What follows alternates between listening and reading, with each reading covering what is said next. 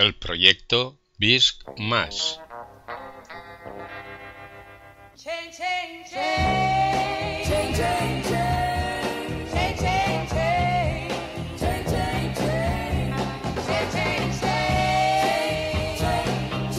junio del 2013, el Gobierno de la Generalitat de Cataluña publicó una nota de prensa que anunciaba el nacimiento del proyecto BISC+, que no es otra cosa que el manejo de los Big Data sanitarios de toda la población de Cataluña, con la intención de ponerlos posteriormente a la venta, o, como dicen ellos, crear valor de los datos. Esta nota no puede ocultar su marcado carácter mercantilista y gerencialista. Los Big Data son los enormes repositorios de datos que circulan por todos los ámbitos del entorno informático globalizado, y son enormes en volumen, variedad y en velocidad de producción.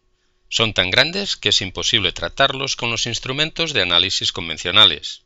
Algunos los definen como el nuevo oro o el petróleo del siglo XXI, y son un gran activo para cualquier empresa o institución, y su posesión les confiere una gran ventaja competitiva.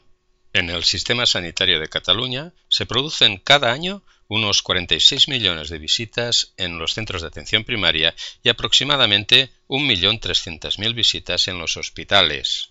Esas visitas generan muchísimos datos que son recogidos en una sede electrónica central llamada Historia Clínica Compartida de Cataluña o HC3. Debemos diferenciar los efectos de la venta de datos en unos efectos individuales y en unos efectos colectivos. Veamos los individuales. Estos afectan a la propiedad y a la confidencialidad. El propietario de la historia clínica es el usuario. La administración solo la custodia. La venta sin permiso o información es una expropiación de hecho. En Inglaterra informaron que el ciudadano podía negarse. Aquí no. Respecto a la confidencialidad, hay estudios que demuestran que es casi imposible. Cruzando bases de datos puede romperse el anonimato. La Agencia Catalana de Protección de Datos está de acuerdo con esa afirmación. El documento sobre bioética y Big Data de salud advierte de eso y menciona cómo en Inglaterra ya se ha visto cómo algún ciudadano ha sido perjudicado por esta cuestión. Y por ello, y otras cuestiones, el informe solicita una moratoria del proyecto. Por otra parte, ¿dónde queda la autonomía del paciente sin información? ¿Podrá negarse a ceder sus datos? Se habla de la existencia de un documento oficial para ello, pero no hemos podido encontrarlo. ¿Se atreverá el paciente a decir todo lo que le ocurre, sabiendo esto? ¿Tendrá miedo el profesional a ponerlo en la historia clínica? La historia clínica es un medio de información imprescindible para una adecuada atención al paciente en los diferentes niveles asistenciales, asistencia primaria, especialistas, urgencias. ¿Será fiable esa historia clínica después de todo esto? ¿Y quiénes son los potenciales compradores de esos datos? Mutuas privadas, por ejemplo, para rechazar los enfermos menos económicos, como ya ha ocurrido con algunos colectivos aquí en Cataluña.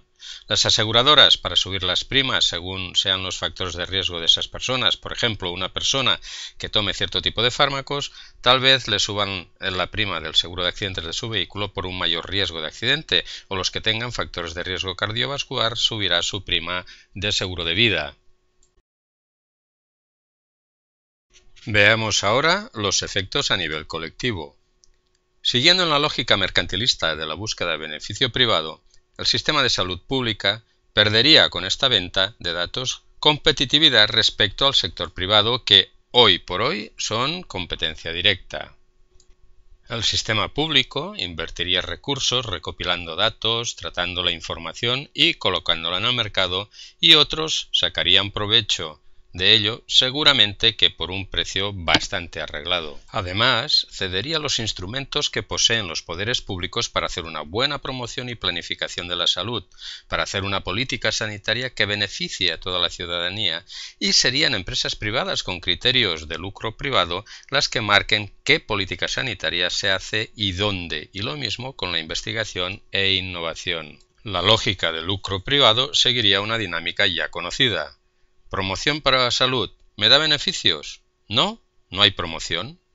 ¿Planificación y políticas sanitarias me pueden dar beneficios? Elijo las que me convienen y las impongo.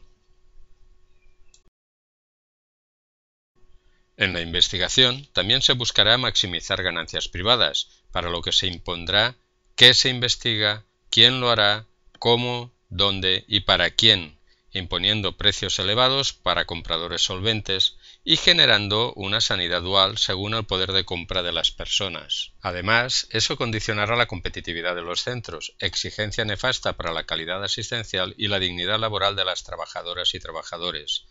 Se pretende también que sea un criterio importante para la acreditación de esos centros.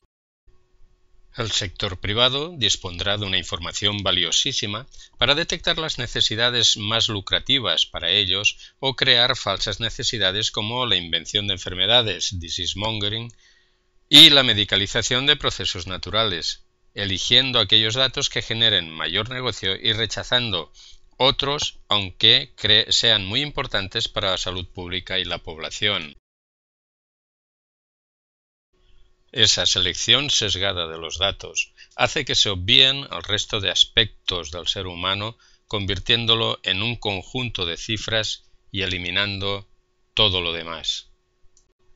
Los poderosos instrumentos del gerencialismo, como los estándares de calidad asistencial, la dirección por objetivos y los contratos precarios, cada vez más opresivos a pesar de sus reconocidos efectos perversos, junto a la debilidad de los profesionales, acabará por empujarles a estos a una labor de etiquetaje muy útil para los datos informatizados, pero convirtiendo al ser humano en una mercancía.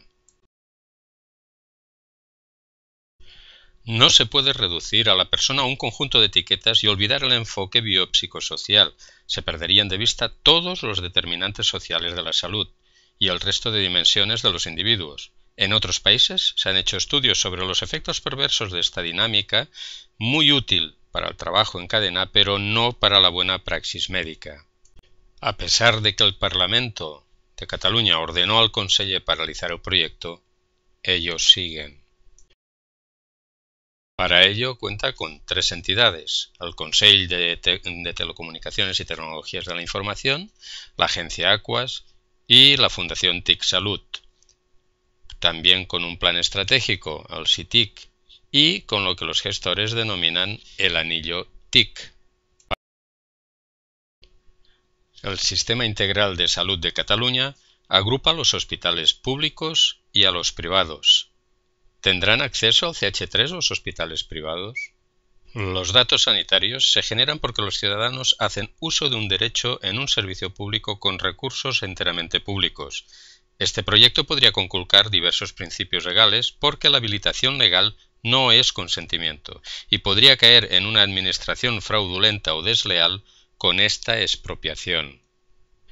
Hay mucho interés en estos negocios en la Unión Europea. A través de su organismo independiente, la EIT, y con fondos FEDER, ha iniciado el proyecto Decipher, que podría dar acceso a los datos sanitarios a las empresas de telefonía móvil, y los mHealth, móviles y salud, negocios que serían irreversibles con la aprobación del Tratado de Libre Comercio entre los Estados Unidos y la Unión Europea, el TTIP, y también con el otro tratado, el TISA. Exigimos que los datos sanitarios sean tratados por entidades 100% públicas en beneficio del bien común y con todas las garantías legales para proteger a los ciudadanos de su posible mal uso.